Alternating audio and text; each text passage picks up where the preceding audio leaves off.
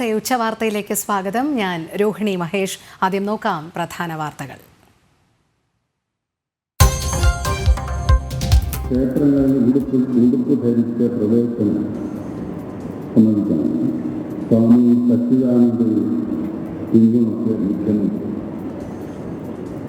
അപ്പോൾ അവരെല്ലാം കൂടെ പിന്തുണ ക്ഷേത്രങ്ങളിൽ ഉടുപ്പിടാതെ കേരളത്തിൽ ഉടുപ്പിട്ട് തന്നെ കാണും. സവർണരുടെ ആധിപത്യം. പിന്നെ അതിൽ ചിലതിനെ കേട്ടതായി പറയുന്നു. നമ്പൂതിരിയാണോ എന്ന് തിരിച്ചറിയാനാണ് ഈ അനാചാരങ്ങൾ. മുഖ്യമന്ത്രിക്കെതിരെ ആഞ്ഞടിച്ച് NSS. ക്ഷേത്രങ്ങളിൽ ഷർട്ട് ഊരുന്നതിനെതിരായ പരാമർശം തെറ്റെന്ന് ജി സുകുമാരൻ നായർ. മറ്റു മതങ്ങളെ വിമർശിക്കാൻ പിണറായിക്ക് ധൈര്യമുണ്ടോ എന്നും പെരുന്നയിലെ പൊതുസമ്മേളനത്തിൽ NSS ജനറൽ സെക്രട്ടറി. NSSുമായുള്ള ബന്ധം മുറിച്ചുമാറ്റാനാകില്ലെന്ന് ചെന്നിത്തല.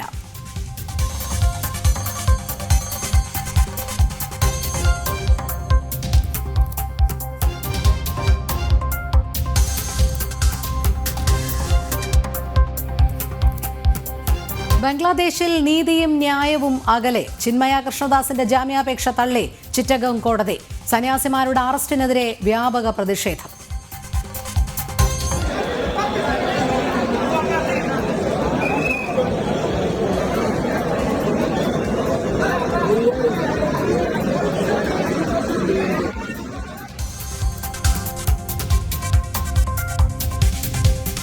CPM-നെ വെട്ടിലാക്കി SDPI വെളിപ്പെടുത്തൽ. താനൂരിൽ B. അബ്ദുറഹ്മാന് പിന്തുണ നൽകി. മന്ത്രി വന്ന വഴി മറക്കരുതെന്നും SDPI. ജമാഅത്തെ ഇസ്ലാമിക്കെതിരെ സുപ്രഭാതം, സിറാജ് ദിനപത്രങ്ങളിൽ ലേഖനം.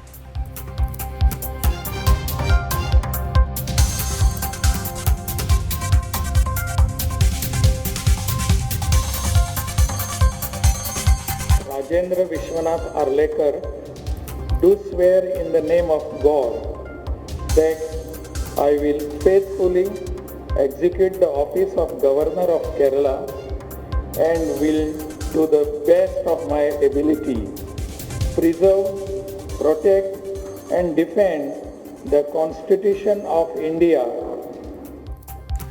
രാജേന്ദ്ര വിശ്വനാഥ് ഹർലേക്കർ നമ്മുടെ പുതിയ ഗവർണർ. രാജ്ഭവനിൽ സത്യപ്രതിജ്ഞ. ഹൈക്കോടതി ചീഫ് ജസ്റ്റിസിന് മുൻപാകെ ചുമതലയേറ്റു.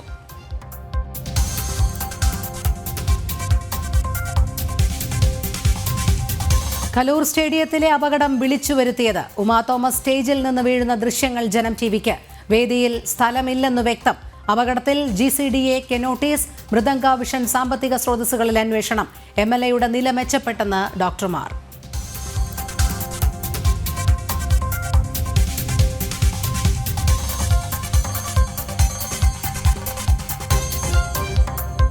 കണ്ണൂർ വളക്കൈ സ്കൂൾ ബസ് അപകടത്തിൽ ഡ്രൈവർക്കെതിരെ കേസ്. അശ്രദ്ധമായി വാഹനം ഓടിച്ചെന്ന FIR.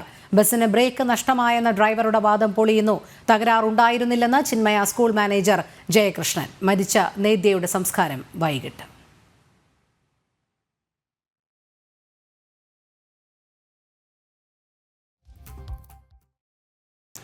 അമേരിക്കയിലെ ന്യൂ ഓർലൻസിലെ ഭീകരാക്രമണത്തിൽ 15 പേർ കൊല്ലപ്പെട്ടു. നിരവധി പേർക്ക് പരിക്ക്. ട്രംപ് ലാസ് വേഗസ് ഹോട്ടലിന് മുന്നിലെ ടെസ്ല സൈബർ ട്രക്ക് പൊട്ടിത്തെറിച്ച് 1 മരണം. ഭീകരാക്രമണ ബന്ധം പരിശോധിക്കുന്നുവെന്ന് ബൈഡൻ.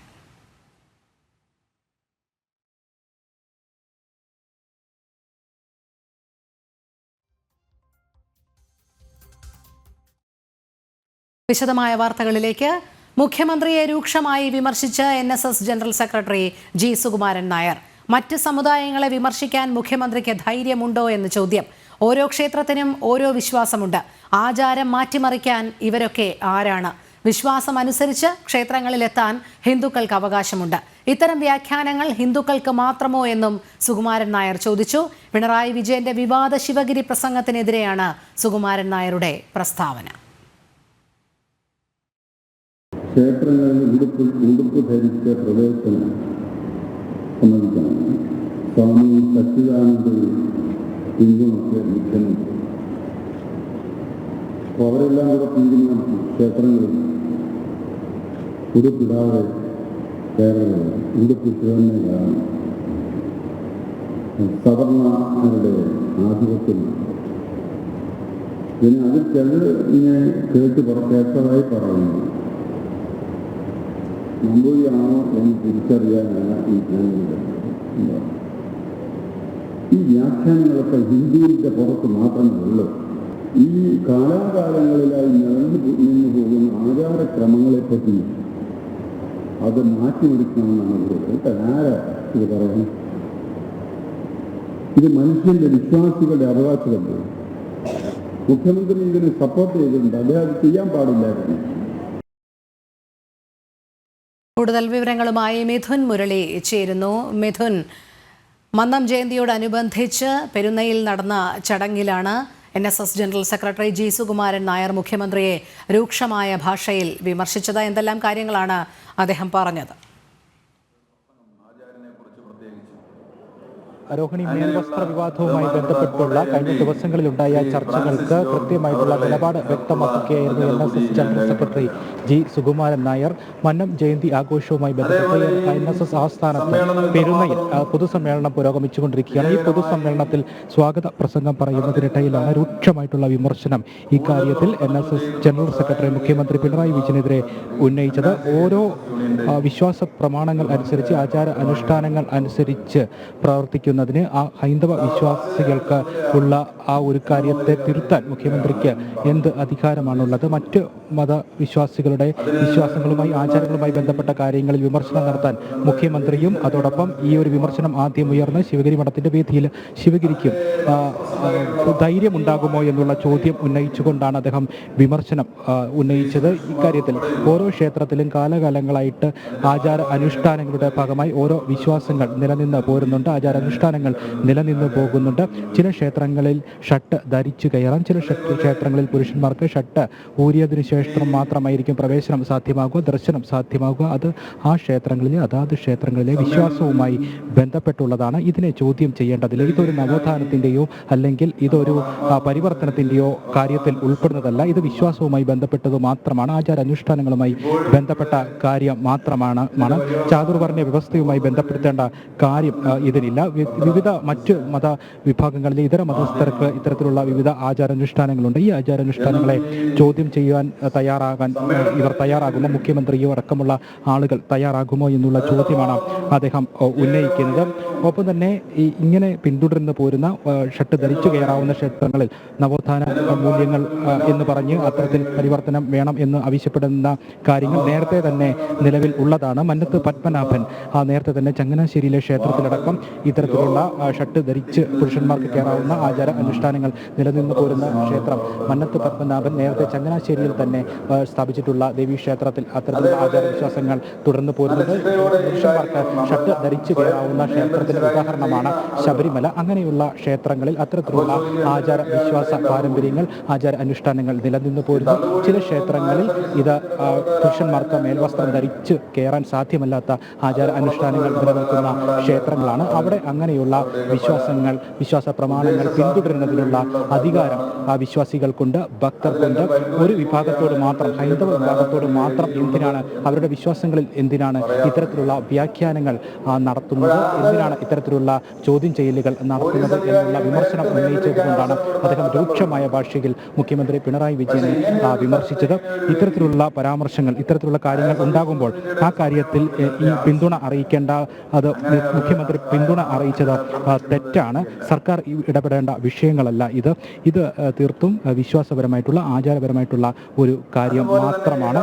ഈ ആചാരപരമായിട്ടുള്ള വിശ്വാസങ്ങൾ അനുഷ്ഠിച്ചുകൊണ്ട് ജീവിക്കുന്നതിനുള്ള സ്വാതന്ത്ര്യം ഹിന്ദുക്കൾക്കുണ്ട്. ഈ രാജ്യത്ത് ഹിന്ദുക്കളുടെ വിശ്വാസങ്ങളിൽ മാത്രം എന്തിനാണ് ചോദ്യം ചെയ്യലുകൾ, വിശ്വാസ സ്വാതന്ത്ര്യത്തെ ഹനിക്കുന്ന നിലപാടുകൾ സ്വീകരിക്കുന്നത് എന്നുള്ള ചോദ്യം ആവർത്തിച്ചുകൊണ്ടാണ് രൂക്ഷമായ ഭാഷയിൽ മുഖ്യമന്ത്രി പിണറായി വിജയൻ ഈ കാര്യത്തിൽ വിമർശനം ഉന്നയിച്ചത്. ഇപ്പോഴും പൊതുസമ്മേളനം തുടരുകയാണ്. ഈ കാര്യത്തിൽ കൃത്യമായിട്ടുള്ള നിലപാട് പറഞ്ഞു വെക്കുകയാണ് എന്ന് പറഞ്ഞുകൊണ്ട് തന്നെയാണ് സുകുമാരൻ നായർ നിലപാട് വ്യക്തമാക്കിയത്. പറയേണ്ട സമയത്ത് ഇതുപോലെയുള്ള ഹിന്ദു വിശ്വാസ ആചാരാനുഷ്ഠാനങ്ങൾക്ക് മേലുള്ള കടന്നുകയറ്റങ്ങൾക്കെതിരെ കൃത്യമായ സമയത്ത് വിമർശനം ഉന്നയിക്കേണ്ടതുണ്ട്, ഇതിനെതിരെ കൃത്യമായ നിലപാട് വ്യക്തമാക്കേണ്ടതുണ്ട് എന്ന് പറഞ്ഞുകൊണ്ട് തന്നെയായിരുന്നു മന്നം ജയന്തി ആഘോഷങ്ങളുടെ ഭാഗമായിട്ടുള്ള ഈ പൊതുസമ്മേളനത്തിൽ മുഖ്യമന്ത്രി പിണറായി വിജയനെ രൂക്ഷമായ ഭാഷയിൽ അദ്ദേഹം വിമർശിച്ചത്. മിഥുൻ മുരളിയാണ് വിവരങ്ങൾ നൽകിയത്. മന്നത്താചാര്യൻ ഭാരതീയ നവോത്ഥാന നായകരിൽ പ്രഥമ സ്ഥാനീയനെന്ന് BJP സംസ്ഥാന അധ്യക്ഷൻ കെ സുരേന്ദ്രൻ. ഗുരുജി ഗോൾവാൾക്കറുടെ ആശയങ്ങളോട് മന്നത്ത് പത്മനാഭൻ യോജിച്ചിട്ടുണ്ട്. ഗുരുജിയുടെ ആശയങ്ങൾ നടപ്പാക്കാൻ ശ്രമിച്ചയാളാണ് മന്നം. ഹൈന്ദവതയ്ക്ക് പുതിയ മാനം നൽകിയ ആചാര്യനെന്നും കെ സുരേന്ദ്രൻ പറഞ്ഞു. മന്നം സമാധിയിൽ പുഷ്പാർച്ചന നടത്തിയ ശേഷം ജനം ടിവിയോട് പ്രതികരിക്കുകയായിരുന്നു അദ്ദേഹം. സാമൂഹ്യ നവോത്ഥാനത്തിൻ്റെ ചരിത്രത്തിലെ ഏറ്റവും പ്രധാനപ്പെട്ട നാമധേയങ്ങളിൽ ഒന്നാണ് മന്നത്താചാര്യൻ. ഇന്നത്തെ കേരളം, വർത്തമാനകാല കേരളം ഇതുപോലെ നിലനിൽക്കുന്നതിന് കാരണക്കാരനായിട്ടുള്ള പ്രധാനപ്പെട്ട സാമൂഹ്യ പരിഷ്കർത്താക്കളിൽ ഒരാളാണ് മന്നത്താചാര്യൻ. അദ്ദേഹം വിശാലമായിട്ടുള്ള ഹിന്ദു ഐക്യത്തിന് വേണ്ടിയിട്ട് പ്രവർത്തിച്ചു. എല്ലാ മതങ്ങളെയും ബഹുമാനിക്കാൻ കേരളീയരെ പഠിപ്പിച്ചു. ജാതി ചിന്തയ്ക്കെതിരായി ഏറ്റവും ശക്തമായിട്ടുള്ള നിലപാടെടുത്ത ആചാര്യനായിരുന്നു മന്നത്താചാര്യൻ. ക്ഷേത്രപ്രവേശനത്തിന്, അതുപോലെ തന്നെ അധസ്ഥിത ജനവിഭാഗങ്ങളുടെ ഉന്നമനത്തിനെല്ലാം ഒരു സവർണ സമുദായം എന്ന അംഗം എന്നുള്ള നിലയിൽ അദ്ദേഹമാണ് മുൻകൈയെടുത്ത് ഇവിടുത്തെ അവർണ ജനവിഭാഗങ്ങളെ, അധസ്ഥിത ജനവിഭാഗങ്ങളെ മുഖ്യധാരയിലെത്തിക്കാൻ നീണ്ട പരിശ്രമങ്ങൾ നടത്തിയത്. മന്നത്താചാര്യനും ഗുരുജി ഗോൾവാൾക്കറും അവസാന കാലത്ത് കാണുകയുണ്ടായി. ഗുരുജിയുടെ ആശയങ്ങൾ, ഹിന്ദു ഐക്യത്തിന് വേണ്ടിയിട്ടുള്ള ഭാരതം മുഴുവനുള്ള സംഘത്തിൻ്റെയും ഗുരുജിയുടെയും ആശയങ്ങൾ കേരളത്തിലും വളരെ അത്യന്താപേക്ഷിതമാണ് എന്നുള്ള നിലപാടായിരുന്നു മന്നത്താചാര്യനുണ്ടായിരുന്നത്. കലൂർ സ്റ്റേഡിയത്തിലെ അപകടത്തിൽ സുരക്ഷാ വീഴ്ചയില്ലെന്ന് പ്രസ്താവിച്ച മന്ത്രി സജി ചെറിയാനെതിരെ വ്യാപക വിമർശനം. സംഘാടനത്തിൽ പിഴവില്ലെന്ന മന്ത്രിയുടെ പ്രസ്താവന ആർക്കുവേണ്ടി എന്ന ചോദ്യമാണ് ഉയരുന്നത്. ചടങ്ങിനിടെ സ്റ്റേജിൽ നിന്ന് വീണ് ഉമാ തോമസ് MLAക്ക് പരിക്കേൽക്കുന്നതിന്റെ ദൃശ്യങ്ങൾ ജനം ടിവിക്ക് ലഭിച്ചു. സ്ഥലപരിമിതിയും ബാരിക്കേഡുകളും ഇല്ലാത്തതടക്കം സംഘാടനത്തിലെ സുരക്ഷാ വീഴ്ചകൾ വ്യക്തമാക്കുന്നതാണ് ഈ ദൃശ്യങ്ങൾ.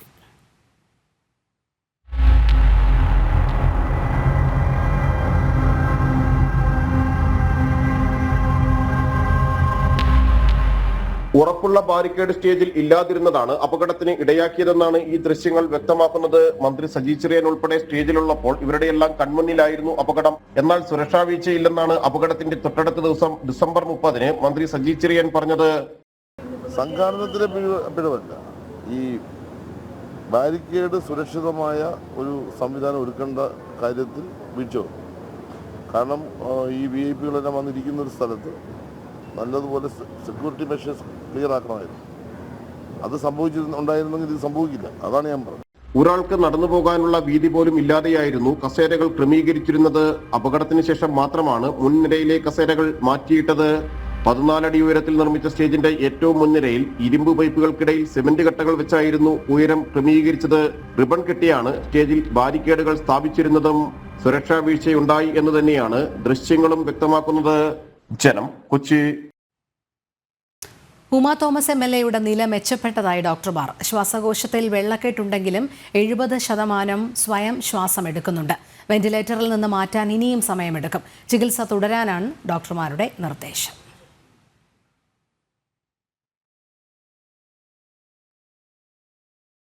കൊച്ചിയിലെ ഫ്ലവർ ഷോ നിർത്തിവെക്കാൻ കോർപ്പറേഷൻ നോട്ടീസ്. സുരക്ഷാ മാനദണ്ഡങ്ങൾ പാലിക്കാത്തതിലാണ് നടപടി. കോർപ്പറേഷൻ എഞ്ചിനീയറിംഗ് വിഭാഗമാണ് സ്റ്റോപ്പ് മെമ്മോ നൽകിയത്. ഇന്നലെ ഫ്ലവർ ഷോ നടക്കുന്ന സ്ഥലത്തെ പ്ലാറ്റ്ഫോമിൽ നിന്ന് വീണ് ഒരു സ്ത്രീക്ക് പരിക്കേറ്റിരുന്നു. ഇന്ന് അവസാനിക്കുന്ന ഫ്ലവർ ഷോയാണ് നിർത്തിവെക്കാൻ ആവശ്യപ്പെട്ട് നോട്ടീസ് നൽകിയത്. ഈ മാസം 22-നായിരുന്നു ഫ്ലവർ ഷോ ആരംഭിച്ചത്. കലൂർ സ്റ്റേഡിയത്തിലെ മെഗാ ഭരതനാട്യം പരിപാടിക്കിടെ ഉമാ തോമസ് MLAക്ക് വീണ് പരിക്കേറ്റിരുന്നു. ഈ അപകടത്തിന്റെ പശ്ചാത്തലത്തിലാണ് നോട്ടീസ്.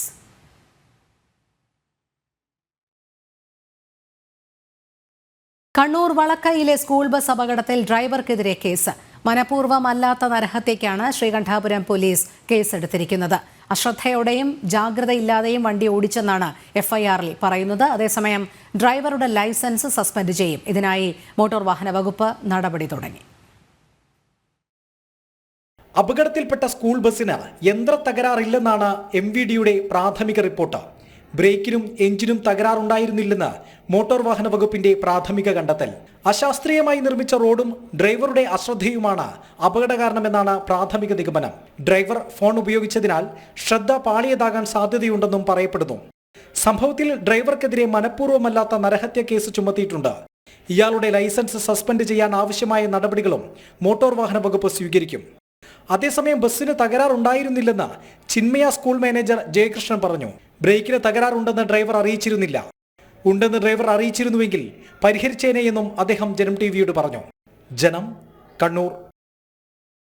സംസ്ഥാനത്തിന്റെ പുതിയ ഗവർണറായി രാജേന്ദ്ര വിശ്വനാഥ് അർലേക്കർ ചുമതലയേറ്റു. രാവിലെ രാജ്ഭവനിൽ നടന്ന ചടങ്ങിൽ ഹൈക്കോടതി ചീഫ് ജസ്റ്റിസ് നിധിൻ മധുകർ ജംദാർ സത്യവാചകം ചൊല്ലിക്കൊടുത്തു. കേരളത്തിന്റെ 23ാമത് ഗവർണറായാണ് രാജേന്ദ്ര അർലേക്കർ ചുമതലയേറ്റത്. സംസ്ഥാനത്തിന്റെ 23ാമത് ഗവർണറായി രാജേന്ദ്ര വിശ്വനാഥ് അർലേക്കർ സത്യപ്രതിജ്ഞ ചെയ്തു. Bengal governor CV Anand boss, മുഖ്യമന്ത്രി പിണറായി വിജയൻ, പ്രതിപക്ഷ നേതാവ് VD സതീശൻ, മുൻ കേന്ദ്രമന്ത്രി V മുരളീധരൻ അടക്കമുള്ളവരും ചടങ്ങിൽ പങ്കെടുത്തു. രാവിലെ 10:30 രാജ്ഭവനിലായിരുന്നു ചടങ്ങുകൾ നടന്നത്. ഗാർഡ് ഓഫ് ഓണർ അടക്കം ചടങ്ങുകളും സത്യപ്രതിജ്ഞയ്ക്ക് മുന്നോടിയായി രാജ്ഭവനിൽ സംഘടിപ്പിച്ചിരുന്നു. ശേഷം രാഷ്ട്രപതി ദ്രൗപദി മുർമുവിന്റെ നിയമന ഉത്തരവ് ചീഫ് സെക്രട്ടറി ശാരദാ മുരളീധരൻ വായിച്ചു. ഇതിനുശേഷം ഹൈക്കോടതി ചീഫ് ജസ്റ്റിസ് നിധിൻ മധുകർ ജംദാർ സത്യവാചകം ചൊല്ലിക്കൊടുത്തു. I, Rajendra Vishwanath Arlekar, do swear in the name of God that I will faithfully execute the office of Governor of Kerala and will, to the best of my ability, preserve, protect and defend the Constitution of India and the law, and that I will devote myself to the service and well-being of the people of Kerala. വളരെ ചുരുങ്ങിയ സമയത്തിൽ സത്യവാചകം ചൊല്ലി ചടങ്ങുകൾ അവസാനിച്ചു. ശേഷം വിശിഷ്ട അതിഥികൾക്കൊപ്പം ചായ സൽക്കാരം. നിലവിലെ രാഷ്ട്രീയ സാഹചര്യത്തിൽ സംസ്ഥാന സർക്കാരുമായി എന്ത് നിലപാട് പുതിയ ഗവർണർ സ്വീകരിക്കുമെന്നുള്ളത് കണ്ടറിയണം. നിയമസഭാ സമ്മേളനം അടക്കം ആരംഭിക്കാനിരിക്കെ നയപ്രഖ്യാപനത്തിലടക്കം ഗവർണറുടെ നിലപാട് നിർണായകമാണ്. സംഭവബഹുലമായ 5 വർഷവും 4 മാസവും നീണ്ട ശീതയുദ്ധങ്ങൾക്ക് പുതിയ ഗവർണറുടെ വരവോടെ അവസാനമാകുമോ എന്നതും കണ്ടറിയണം. ജനം, തിരുവനന്തപുരം. മാസപ്പടി കേസിൽ മുഖ്യമന്ത്രിയുടെ മകൾ വീണ തൈക്കണ്ടിലിനെ സംരക്ഷിക്കാൻ ധനമന്ത്രിയെ കൊണ്ട് CPM കള്ളം പറയിച്ചുവെന്ന് മാത്യു കുഴൽനാടൻ MLA. 2 കമ്പനികൾ നടത്തിയ സുതാര്യമായ ഇടപാടെന്നായിരുന്നു മുഖ്യമന്ത്രി പറഞ്ഞത്. നിയമപ്രകാരമുള്ള നികുതി അടച്ചെന്നായിരുന്നു ധനമന്ത്രിയുടെ മറുപടി. എന്നാൽ സേവന നികുതി രജിസ്ട്രേഷൻ ലഭ്യമല്ലെന്നായിരുന്നു ബാംഗ്ലൂർ കമ്മീഷണറേറ്റ് ടാക്സിൽ നിന്ന് ലഭിച്ച മറുപടിയെന്നും മാത്യു കുഴൽനാടൻ പറഞ്ഞു. താനൂരിൽ മതമൗലികവാദ സംഘടനകളുടെ വോട്ട് ലഭിച്ചിട്ടുണ്ടെന്ന് പരോക്ഷമായി സമ്മതിച്ച് മന്ത്രി V അബ്ദുറഹ്മാൻ. മുസ്ലിം ലീഗിനെതിരായ ഒരു ജനകീയ കൂട്ടായ്മയാണ് താനൂരിൽ ഉണ്ടായിരുന്നത്. അതിൽ പലരുടെയും വോട്ട് ലഭിച്ചിട്ടുണ്ടെന്നും മന്ത്രി പറഞ്ഞു. മന്ത്രി അബ്ദുറഹ്മാൻ വന്ന വഴി മറക്കരുതെന്ന് SDPI ജില്ലാ നേതൃത്വം സൂചിപ്പിച്ചിരുന്നു. ഇസ്ലാമിയുമായി ബന്ധപ്പെട്ട നിലവിലുള്ള നിരവധിയായിട്ടുള്ള കാര്യങ്ങൾ നടക്കുകയാണ്. കേരളത്തിൽ ഏറ്റവും സമാധാനപരമായിട്ടുള്ള അന്തരീക്ഷമുള്ള ഒരു സ്ഥലമാണ്. അവിടെ മുസ്ലിം ലീഗിൻ്റെ ജമാഅത്തെ ഇസ്ലാമി കൂട്ടുകെട്ടിനെ നമ്മൾ അപലപിക്കുന്നുണ്ട്. മുസ്ലിം ലീഗിനെതിരായി ഒരു ജനകീയ കൂട്ടായ്മയാണ് അന്ന് രൂപപ്പെട്ടത്. തീർച്ചയായും അത് തന്നെയാണ് വിജയത്തിൻ്റെ അടിസ്ഥാനം. പക്ഷേ ഇപ്പോൾ സ്ഥായിയായിട്ടുള്ളൊരു വിജയമായി അത് മാറി. ജനങ്ങൾക്ക് ഇടതുപക്ഷ വിഭാഗത്തിൽപ്പെടുന്ന MLA-മാരോ മന്ത്രിമാരോ വരുമ്പോൾ എങ്ങനെയാണ് ഒരു നാടിന് മാറ്റമുണ്ടാകുന്നത് എന്നുള്ളത് കൃത്യമായിട്ട് ഇപ്പോൾ ബോധ്യമായിട്ടുണ്ട്. ജമാഅത്തെ ഇസ്ലാമിയെയും SDPIയെയും ഒരുപോലെ എതിർക്കുമെന്ന് CPM സംസ്ഥാന സെക്രട്ടറി MV ഗോവിന്ദൻ. ഇവരെ കോൺഗ്രസ് ഉപയോഗപ്പെടുത്തുന്നു. വർഗീയവാദികൾ തമ്മിൽ ഏറ്റുമുട്ടിയാൽ രണ്ടും ശക്തിപ്പെടുമെന്നും MV ഗോവിന്ദൻ പറഞ്ഞു. ഈ വർഗീയവാദികൾ പരസ്പരം ഏറ്റുമുട്ടുന്നത് അവർ ശത്രുതാപരമായ മനസ്സോടുകൂടി ഒന്നിനെ ഇല്ലാതാക്കി മറ്റൊന്നുണ്ടാക്കാൻ അല്ലെങ്കിൽ ശക്തിപ്പെടുത്താൻ സാധിക്കുന്നതാണ് എന്ന രീതിയിലുള്ള തെറ്റിദ്ധാരണ വേണ്ട. അത് വളരെ വ്യക്തമായിട്ട് പാർട്ടിക്ക് കാഴ്ചപ്പാടുണ്ട്. ലോകത്ത് മറ്റെല്ലാ 2 വിഭാഗങ്ങൾ തമ്മിലുള്ള മത്സരത്തിലോ ഏറ്റുമുട്ടലിലോ ആരെങ്കിലും ഒരാൾ ജയിക്കുകയോ തോൽക്കുകയോ ചെയ്യും, ലോകത്ത് എവിടെയായാലും. എന്നാൽ വർഗീയ ശക്തികൾ തമ്മിലുള്ള പരസ്പര ഏറ്റുമുട്ടലിൽ ആരും ജയിക്കുകയോ തോൽക്കുകയോ ചെയ്യില്ല. ഇതാണ് വളരെ പ്രധാനപ്പെട്ട ഒരു വ്യത്യാസം. വർഗീയവാദികൾ തമ്മിലുള്ള പരസ്പര ഏറ്റുമുട്ടലിൽ 2 ശക്തികളും ശക്തിപ്പെടുക ചെയ്യുക. അത് നല്ലതുപോലെ ധാരണ വേണം. ഒരു കാര്യം ഞാൻ മുമ്പ് തന്നെ വ്യക്തമാക്കിയാണ്, ഞങ്ങൾ വ്യക്തമാക്കിയതാണ്. ഈ ജമാഅത്ത് ഇസ്ലാമി എന്ന് പറയുന്നത്, SDPI എന്ന് പറയുന്നത് കേരളത്തിലെ മുസ്ലിം സമുദായത്തിൻ്റെ ഭാഗമായിട്ടുള്ള ജനസംഖ്യാ അനുപാതം വളരെ വളരെ ചെറുതാണ്. പക്ഷേ ആ അനുപാതം കുറവാണെങ്കിലും അവർ ഉയർത്തുന്ന വർഗീയ മുദ്രാവാക്യത്തിൻ്റെ പിന്നിൽ അണിനിരത്താൻ വേണ്ടിയുള്ള ബോധപൂർവമായ പ്രവർത്തനത്തിൽ വഴി ഉണ്ടാക്കി കൊടുക്കുകയാണ് മുസ്ലിം ലീഗ് ചെയ്തുകൊണ്ടിരിക്കുന്നത്. അതിൻ്റെ ഗുണഭോക്താവ് കോൺഗ്രസ് ആണ്. ജമാഅത്തെ ഇസ്ലാമിക്കെതിരെ ലേഖനങ്ങളുമായി സമസ്തയുടെ മുഖപത്രങ്ങളായ സുപ്രഭാതവും സിറാജും. മുസ്ലിം ജീവിതത്തെ അങ്ങേയറ്റം പരിഹാസ്യമാക്കിയ ചരിത്രമാണ് ജമാഅത്തെ ഇസ്ലാമിക്കെന്ന് സിറാജ്. നയങ്ങൾ മൂലം ഇസ്ലാമിക ശത്രുക്കൾക്ക് വഴിവെട്ടിക്കൊടുത്തതിൽ ജമാഅത്തെ ഇസ്ലാമിക്ക് മോശമല്ലാത്ത പങ്കുണ്ടെന്ന് സുപ്രഭാതം. മൗദൂദിയെ തള്ളിപ്പറഞ്ഞതുകൊണ്ട് മാത്രം കാര്യമില്ലെന്നും വിമർശനം.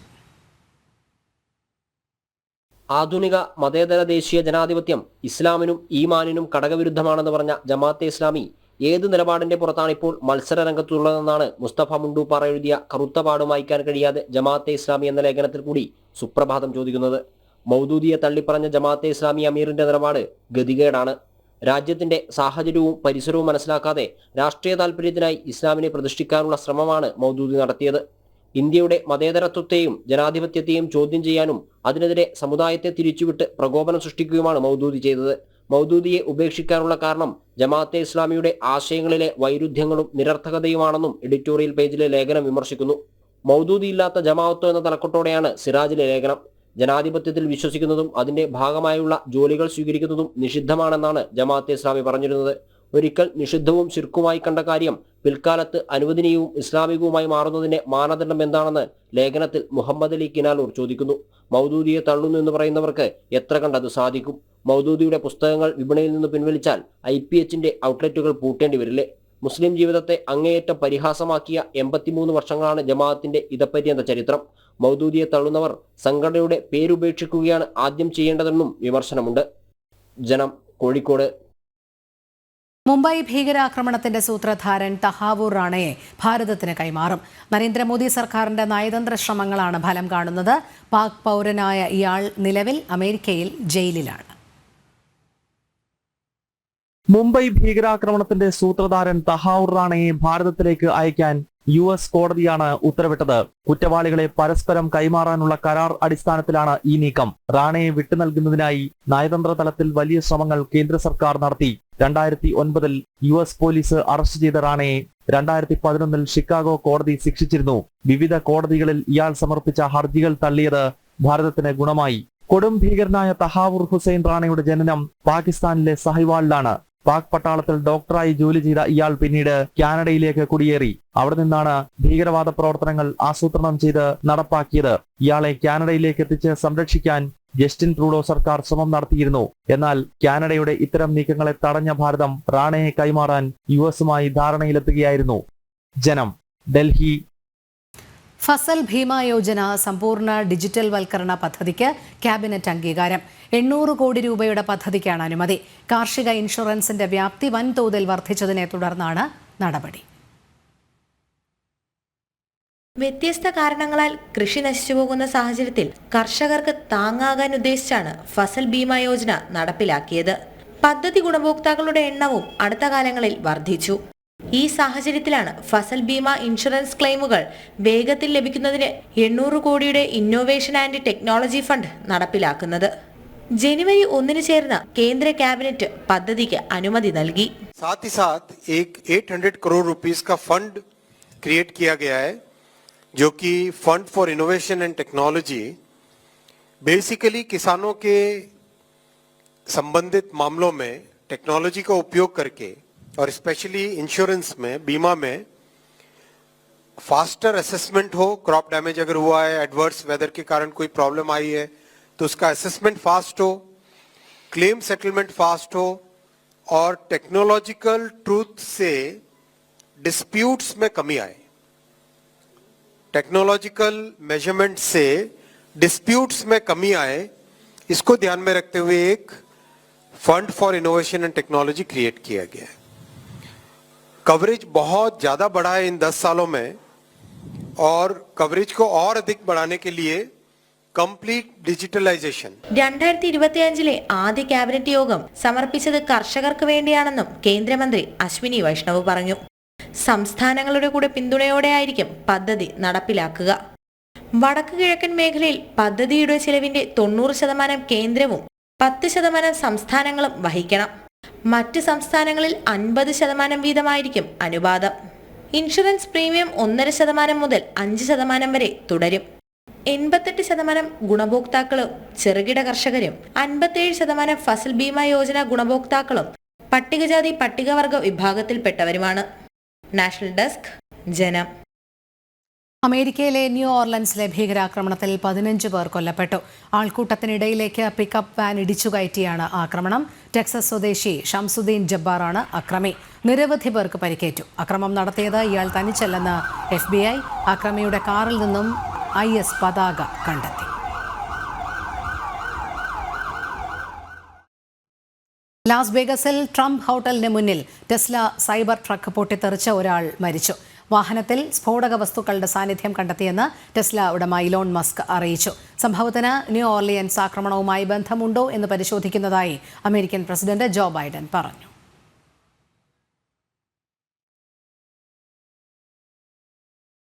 ബംഗ്ലാദേശ് ഹിന്ദു സന്യാസി ചിന്മയ കൃഷ്ണദാസ് പ്രഭുവിന്റെ ജാമ്യാപേക്ഷ കോടതി തള്ളി. ജാമ്യാപേക്ഷ തള്ളുന്നത് ഇത് 3ാം തവണ. ചിറ്റഗോങ് ഹൈക്കോടതി ജാമ്യാപേക്ഷ തള്ളി. ഇതിന് പിന്നാലെ വലിയ തരത്തിലുള്ള പ്രതിഷേധമാണ് കോടതി പരിസരത്ത് ഉയർന്നത്. ബംഗ്ലാദേശ് പതാകയോട് അനാദരവ് കാട്ടിയെന്ന് ആരോപിച്ചാണ് ചിന്മയ കൃഷ്ണദാസ് പ്രഭുവിനെ രാജ്യവിരുദ്ധ കേസ് ചുമത്തി അറസ്റ്റ് ചെയ്തത്.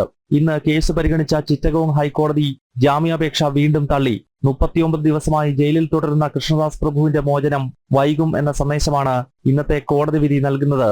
ഇസ്ലാമിസ്റ്റുകളുടെ നിർദ്ദേശാനുസരണം കോടതി തുടർച്ചയായി ജാമ്യം നിഷേധിക്കുന്നുവെന്ന വിമർശനം ശക്തം. കോടതിക്ക് പുറത്ത് ന്യൂനപക്ഷ സംഘടനകൾ പ്രതിഷേധിച്ചു. 63-കാരനായ കൃഷ്ണദാസ് പ്രഭുവിന്റെ ആരോഗ്യനില ജയിലിൽ മോശമാകുന്നുവെന്ന വാർത്തകൾ അടുത്തിടെ പുറത്തു വന്നിരുന്നു. അദ്ദേഹത്തിന് ഭക്ഷണമോ മരുന്നോ ജയിലിൽ ലഭിക്കാറില്ലെന്ന് അഭിഭാഷകർ പറഞ്ഞു. അതേസമയം കോടതി വിധി ദുഃഖകരമെന്ന് കൊൽക്കത്ത ഇസ്കോൺ ഉപാധ്യക്ഷൻ രാധാരമൺ ദാസ് പ്രതികരിച്ചു. സന്യാസിമാർക്ക് നീതി ലഭിക്കാൻ ബംഗ്ലാദേശിലെ ഇടക്കാല സർക്കാർ ഇനിയെങ്കിലും ഇടപെടണമെന്ന് इस्कॉन आवश्यकता। ये बहुत दुखद खबर है। हम जानते हैं कि पूरे विश्व की नजर इस हियरिंग पर थी और सभी लोग आशा कर रहे थे कि 9 वर्ष में चिन्मय कृष्ण प्रभु को मुक्ति मिलेगी, वो आजाद होंगे। लेकिन 42 दिन के बाद भी जब ये आज हियरिंग हुई तो उनके बेल को रिजेक्ट कर दिया गया। കഴിഞ്ഞ നവംബർ 25-ന് ചിറ്റഗോങ്ങിലെ വിമാനത്താവളത്തിൽ നിന്നാണ് ആചാര്യ കൃഷ്ണദാസ് പ്രഭുവിനെ അറസ്റ്റ് ചെയ്തത്. ബംഗ്ലാദേശ് പോലീസ് അറസ്റ്റ് ചെയ്ത മറ്റ് ഇസ്കോൺ സന്യാസിമാരും ജാമ്യം ലഭിക്കാതെ തടവിൽ തുടരുകയാണ്. ജനം, ഡൽഹി. കേരള ഫിനാൻഷ്യൽ കോർപ്പറേഷനെതിരെ ഗുരുതര ആരോപണവുമായ പ്രതിപക്ഷ നേതാവ് VD സതീശൻ അനിൽ അംബാനിയുടെ മുങ്ങാൻ പോകുന്ന കമ്പനിയിൽ കോടികൾ നിക്ഷേപിച്ചെന്ന ആരോപണം. 60 കോടി 80 ലക്ഷം നിക്ഷേപിച്ചത് കമ്മീഷൻ ലക്ഷ്യമാക്കിയെന്നും VD സതീശന്റെ വിമർശനം. 2019-ൽ കമ്പനി പൂട്ടിയതോടെ സർക്കാരിന് കോടികളുടെ നഷ്ടമുണ്ടായെന്നും പ്രതിപക്ഷ നേതാവ് വ്യക്തമാക്കി.